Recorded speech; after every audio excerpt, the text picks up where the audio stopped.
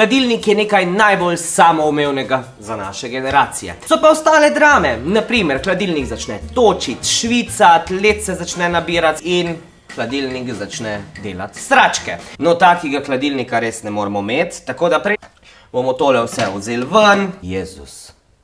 Ta stena v bistvu služi kot odvod kondenza, ki se naredi pri hlajenju od hrane. To je super, sploh če se nam kaka omaka izpod pleha, tak fajn elegantiš spodlije in zateče tukaj noter.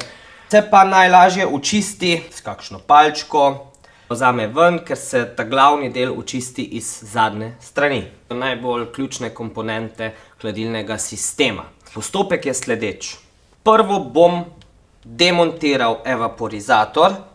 Ena stvar z občutkom. Super je, če imate dodatni par rok, naj vam nekdo pomaga.